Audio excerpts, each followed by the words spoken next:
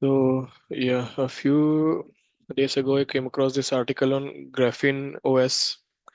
It is a sort of custom ROM for smartphones or Android. So do you have any idea about what custom ROM is, or have you heard of it before? No, I haven't heard of this.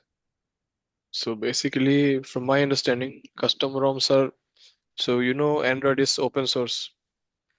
So Yes. anyone can get the source code and create their own operating systems on top of it. So Okay. basically, that is basically what custom ROM is. So you take the underlying open source code of Android, then you install that on your phone. So then that becomes your custom ROM. And I think the custom ROM scene was more active few years back. I remember 5, 6 years ago, I also used to install a lot of custom ROMs.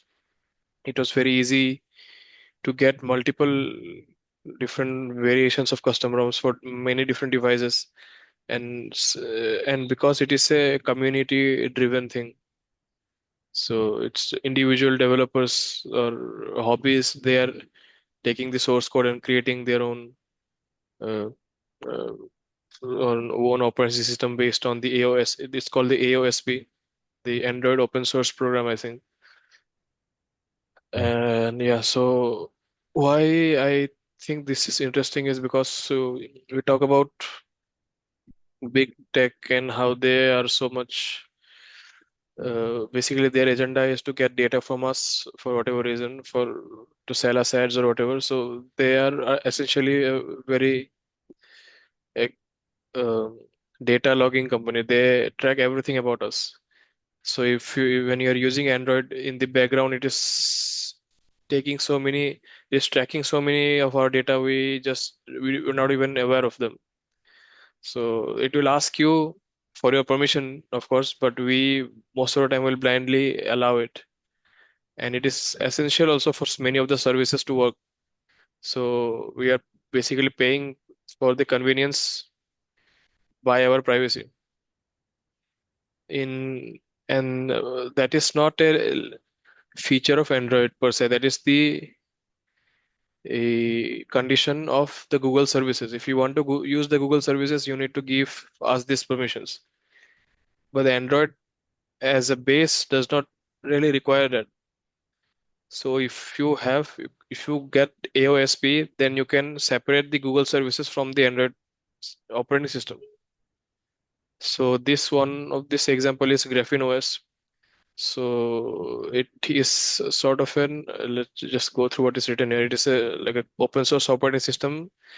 It is designed with the idea of providing users with the highest level of privacy and security, and based on the AOSP. And it completely eliminates the need of integrating with the Google services. So at the system level, so you can use the Android operating system without the necessity of having Google services. So let's see what it says. The system is distinguished by advanced hardening of the kernel and key components, which minimizes vulnerability to hacking attacks and exploits. So yeah, so if you want to use the certain services that are maybe mandatory in day-to-day life, you can have a sandbox environment within the OS in which you can have the Google services. So only within that virtual environment the Google services is installed, beyond which it does not have any other access. And that is possible with these kind of custom ROMs. But one kind of the irony of this thing is that many of the times these kind of custom ROMs are first supported only on Google phones. So you need to have the Google Pixel devices. There are some hardware limitations. I don't exactly understand. The chip has to be correct, some architecture things and stuff. And because of that, most of the time, this kind of custom ROMs will start with support from Google. So in a way, we are using Google itself to escape from Google services. But yeah, uh, here he goes through some technical details of how to exactly install and stuff. Uh, One thing I suppose it is somewhat technical. I also don't understand, but maybe it is important to discuss this is there is something called a bootloader in any device. So before the operating system is started, there is a boot drive basically that is started before anything in the machine starts, and that will hold all the essential things that is necessary for the system to start. In order to install this kind of custom ROMs, you have to unlock the bootloader. And it used to be very simple to unlock bootloader depending on your manufacturer of the smartphone. Nowadays, it has become complicated. They will give security reasons why they have made it complicated. But it is essential that you have an unlocked bootloader, so you can flash the kernel and stuff. Uh, the thing with Graphene OS is, or the thing with unlocking bootloader is, if you don't know what you're doing, you are essentially opening yourself up to any kind of cybersecurity hacks and stuff, because essentially you're giving open reign to the core of your system. So, but from what I know, other custom ROMs does not give you the ability to relock the bootloader. This one actually gives you the ability to relock the bootloader itself. So once you have the Graphene OS, you can close the access once again. So there, So what does relog? What does relog mean? I am also not exactly sure, but basically once you unlock the bootloader, your device has an unlocked bootloader from the at the kernel level. Okay. Meaning if someone has got access to your phone, I think you still need physical access to the phone, but if someone has the physical access to your phone, it can access your kernel systems. And kernel is like the interface between the hardware and the software. And that is like a critical system that anyone should not have access to. But in order to flash this kind of operating system, you're basically wiping out the operating system from the hardware and installing a new operating system, right? So that is, you're making changes at the kernel level. So you require an unlocked bootloader, and once it is unlocked, I think it is not possible, or it is not as easy to close it again. But here they are providing the access, the option to close it again. So it becomes a normal phone to use, is what my understanding is. Could be wrong. Uh, but anyways, yeah. So he's also talking about the compromise between convenience and privacy. If we want the most convenience experience, it is inevitable that we will have to allow access, or we have to agree to all the Google services. In within that also we have some options to like disable, personalize some location tracking and whatever. But even if we disable those, so many of the others kind of features like find my phone, etc., etc., will not work. So essentially, you are trading your privacy for convenience. And then he also goes to talk about, because many people do not think so hard about what exactly we are permissions we are giving. When you have this kind of granular access to decide which app or which applications, which software, and what permission you want to give to them, you will come to see the so many of the things that we are just giving control over without really thinking about it. He actually does not give a lot of examples here, but if you think about it, whenever an app is installed, you can go to the app settings and check permissions. You will have like at least 15, 20 permissions it already has. And you may not even know what all of those mean. And in here you have the decision to basically fine tune and choose exactly which permissions you want to provide and stuff.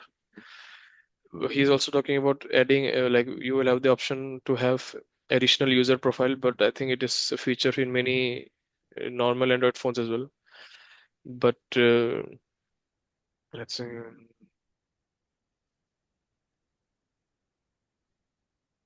Yeah, yeah. So since this is Android for Android skin without the Google service, you will have to install the apps from somewhere.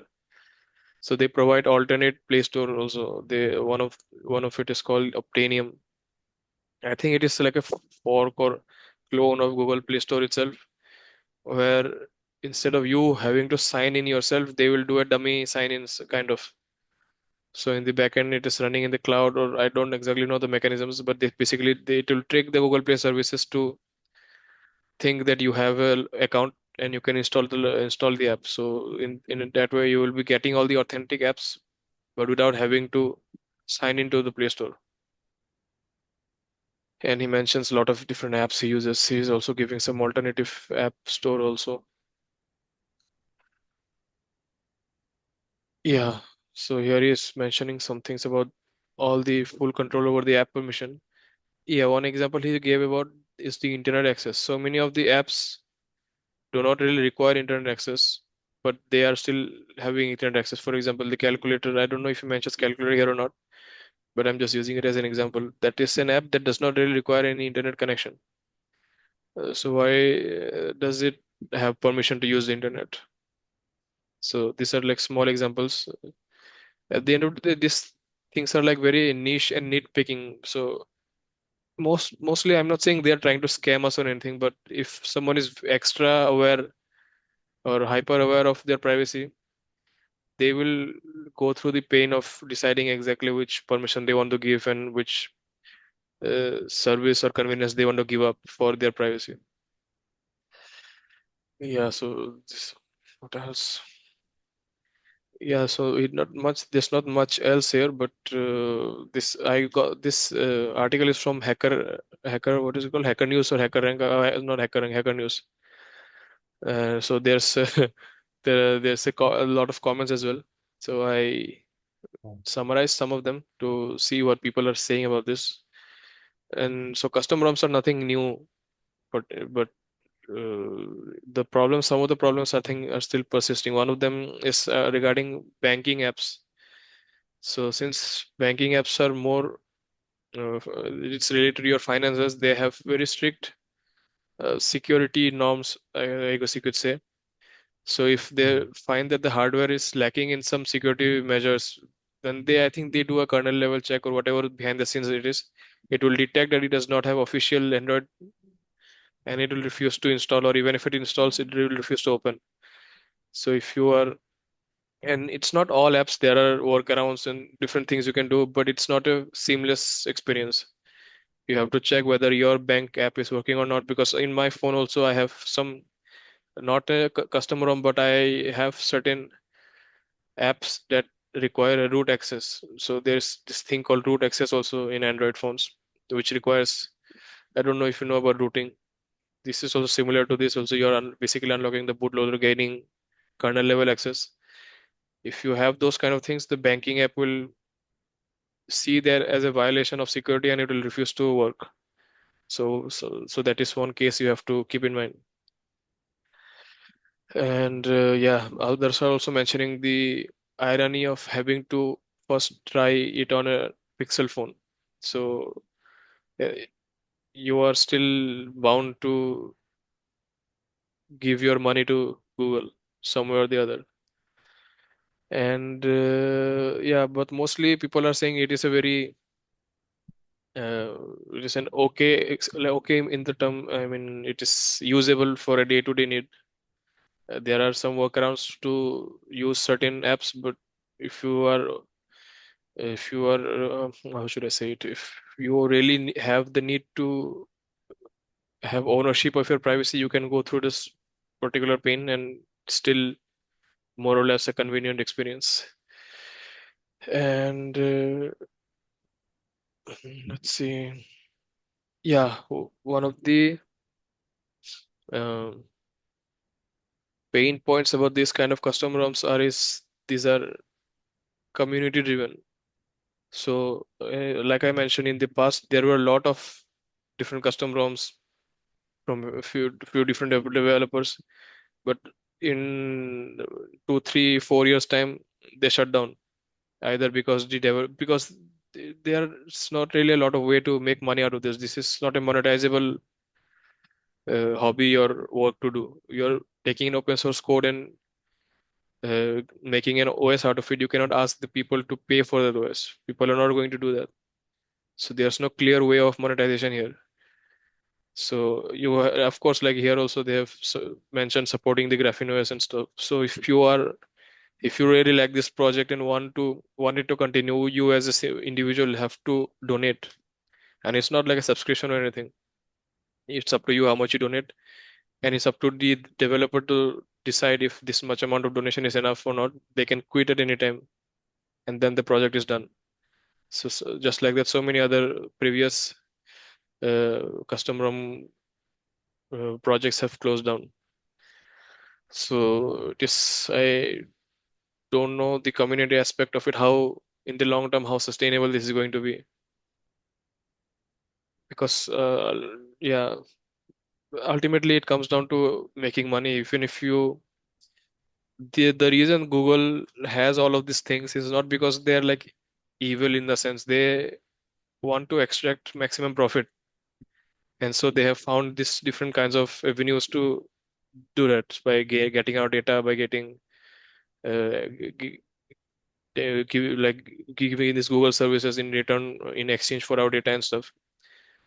And this kind of projects can only continue if people are actively donating to this kind of to keep this project alive and running.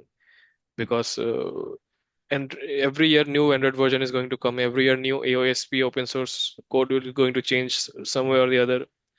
Then they have to again get that open source update there, whatever the thing is. There will be, so they are still relying on Google in a sense, because Google will be pushing the AOSP version every year. Some developer has to get that AOSP latest version, see what changes have been made. This is a lot of effort, so it cannot just be a hobby, and it can be a hobby for a few years or so. It cannot be a full-time career as such. And if you want to make it a full-time career, it will has to become a business. If it becomes a business, you will have to think about monetizing it. And the only avenues of monetizing is whatever Google and the other big tech is doing. So you ultimately will end up becoming the same. So yeah, that nothing more much else to add here. Any thoughts you have? I think broadly two categories of thoughts comes here from. One is from the technological aspects, one is from the economical point of view. So from the technological, what can I say? Uh, so I was about to ask de-Googling, but you already mentioned. So that is one thing that's already done. So so broadly, this kind of initiatives are, so from what I understand, is they're trying not to get monetized or not to get used as a uh, like there's this saying like if you do not pay for something, then you are the product or something like that. Yeah, So like people are selling ads to you and so on. So these are the different ways in which you can that like the attempt is to not get access, like not allow those companies to get access to information which can then they use for any kind of purposes. So that's the motivating factor, I would believe. That's what they're doing. mm, So and I personally I have not done it at an operating system level. So like I use the normal Android, but for YouTube I have definitely used I use YouTube Advanced, and there are different subcat. There are many kinds of revans, and many other forms are there. So I use that. So for this, so because one of the reasons things about YouTube is that its recommendation algorithms is very addictive. So it will keep you there for hours.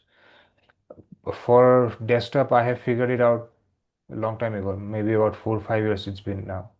There is this blocker where you can reduce the, like you can remove the home feed.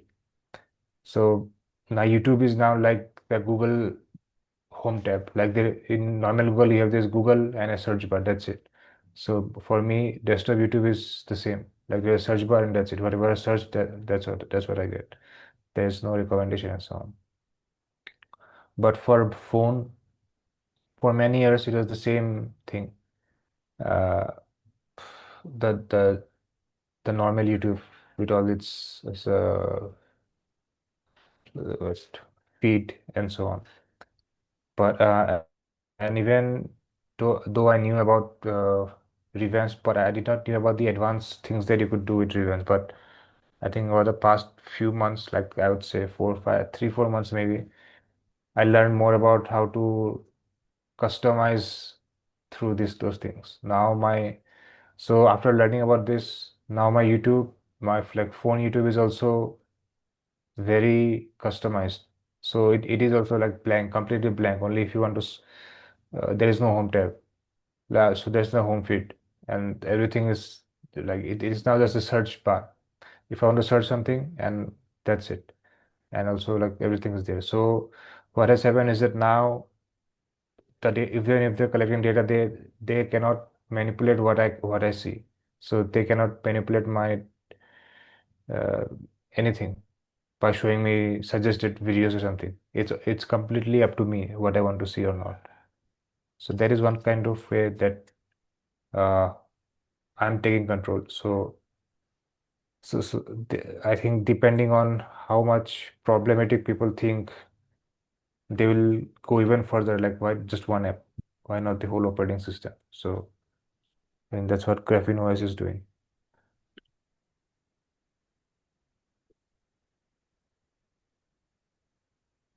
So what is your experience with other social medias, algorithms, and YouTube's? How do you feel about them?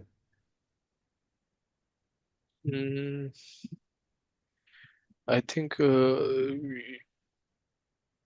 YouTube algorithm definitely is addictive, and it is also like it learns about your patterns really well. So the kind of videos it will recommend you at night is very different from what it will recommend you in the morning and during the Yeah, day.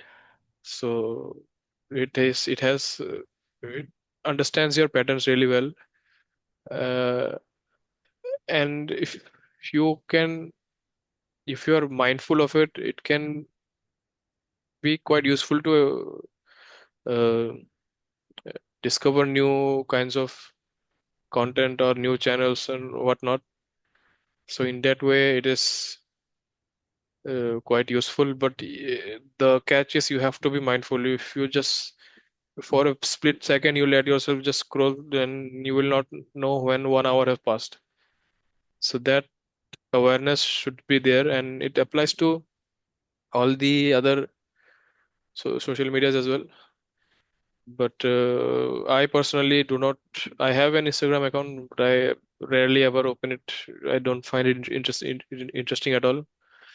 X is something I do for scroll through sometimes because I find a lot of interesting. Sometimes conversation does happen there, but it can be polarizing. Like some people are not like some posts are just statements that are like it is meant to incite uh, views and stuff, reactions. reactions. Yes, yes. So you once you understand the pattern of acts, you have to be mindful of those kind of posts and only go through it from the mindset of understanding what people are talking about. What is mostly nowadays, it's mostly AI posts and stuff. So in that way, and I also do limit myself, so I don't spend hours scrolling through X. Also, I think it is useless. So if I scroll through for 5 minutes, and within that 5 minutes, whatever interesting post I will get, I will bookmark them, and later on I will go through it in detail. So that is my pattern of using X. And Reddit I find to be a unique uh, social media amongst all the social media because it does not have that kind of algorithmic feed.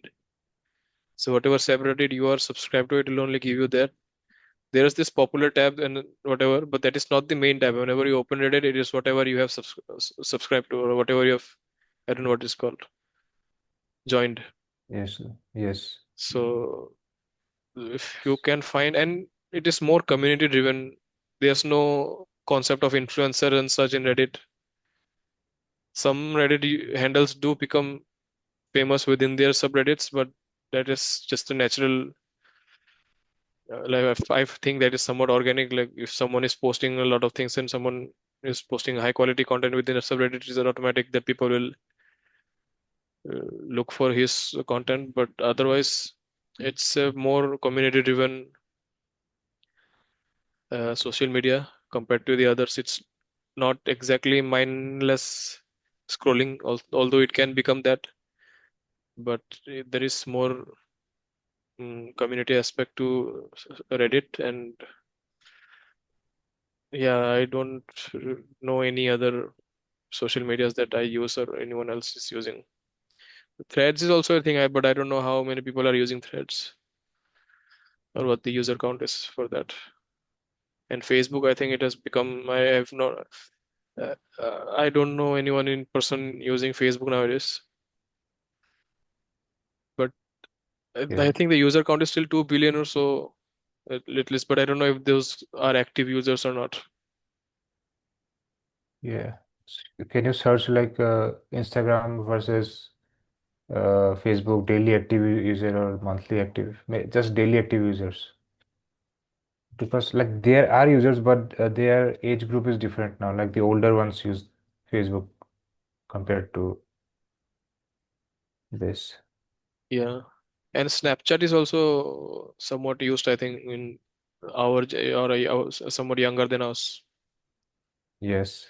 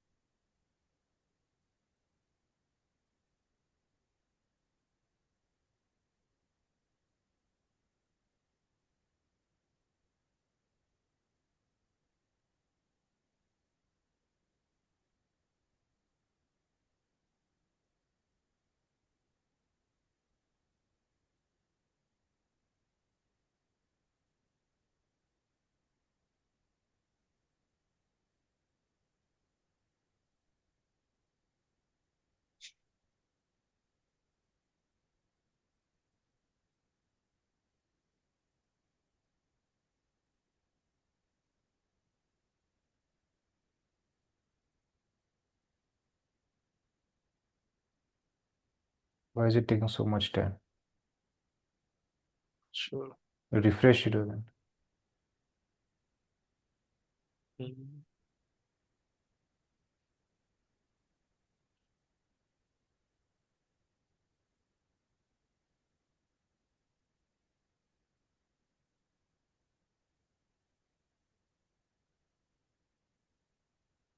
The model you selected is Pro. Like I think the fast is should be enough. Sort of.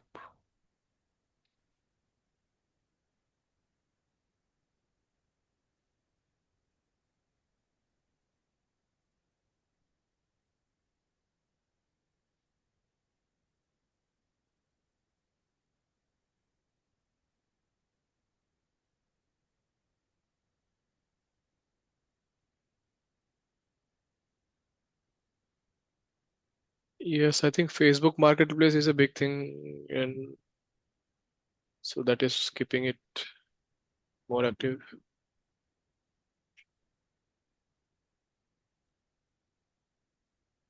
Yes.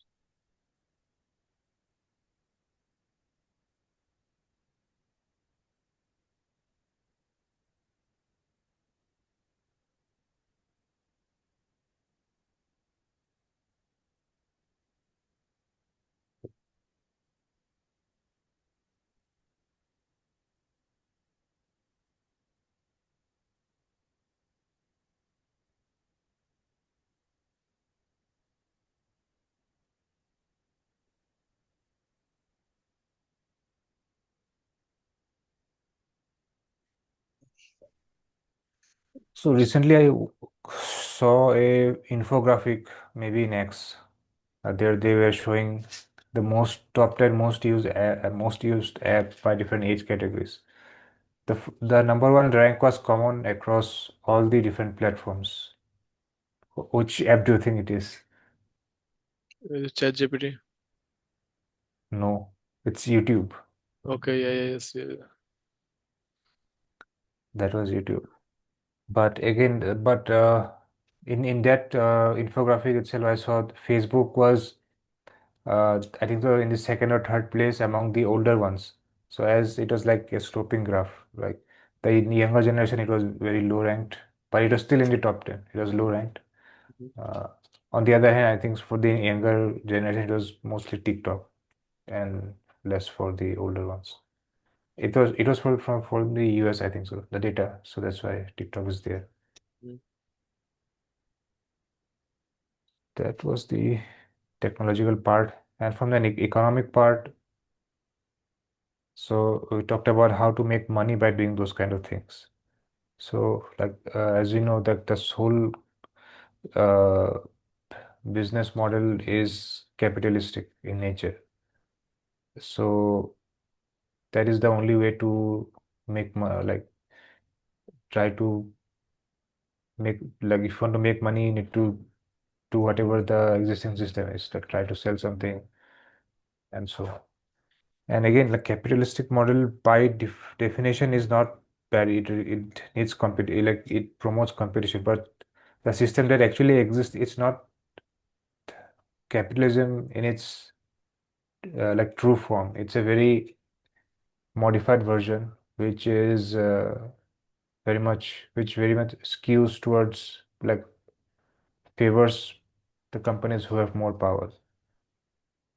Because like in theory, capitalism means like you have equal competition over everything. But like if you are so powerful and you have so much control over like you can influence the government to make policies favor your company and so on. So that is the exact opposite of what is happening. So it's like communism, but for the rich. I think that's what they're saying. Like these people I would say they criticize communism like communism, socialism. They do not promote competition and so on and like this. But this like that normally what we taught say as communism or like socialism, it's for the common people. But the system that is right now, I think at least probably in USA, that is socialism for the bigger companies because definitely I think in every like every now and then you'll see all those leaders of of those companies having photographs with this president and so on. So what does that mean? Like they are definitely being favored by those kind of companies. So that is not the plain definition of capitalism. So I think I'm going a bit out of the topic, but the point is like how do you make money out of doing social like this kind of projects like community projects? So yes. That's just Yeah, something. Even I'm not sure how to like make it sustainable, this kind of projects. But yeah. I think yes. Do you have anything to say? No, I was also thinking about the same point you mentioned just now, that if you want to make money, you have to be capitalistic. You need to have the capitalistic mindset. But if your intention is not to make money, but in a way serve the society with some kind of product you're making, and that is not exactly profitable, you cannot sustain it. Even though your intentions are different from making money, but if you don't also think of making money, that useful product will not be able to exist, because it'll so this capitalist mindset is okay for making money. But if you are purely, or maybe your main goal is it not is it's not to make money, you are still going to lose, because yes, you cannot sustain that kind of uh, project. Yes.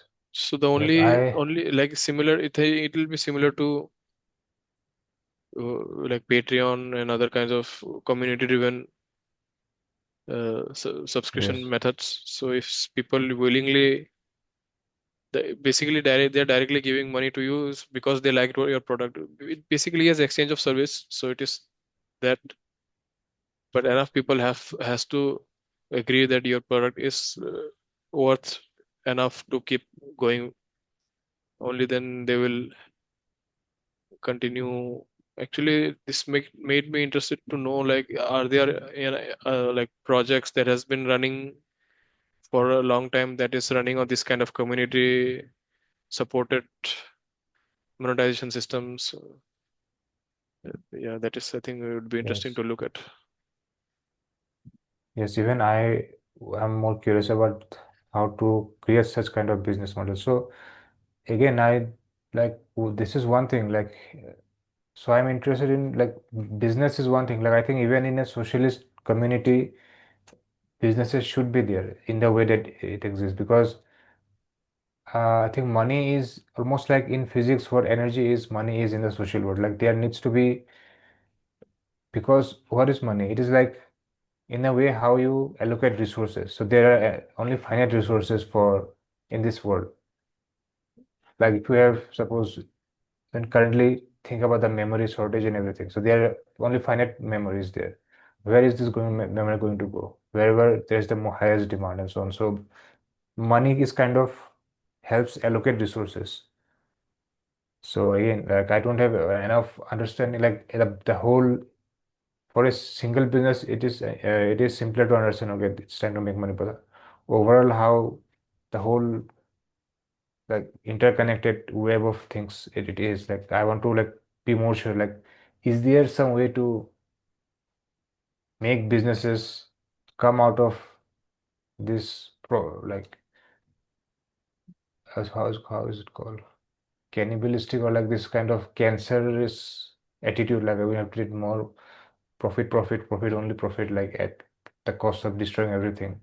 Is this the only way to create new products, or is there something alternative?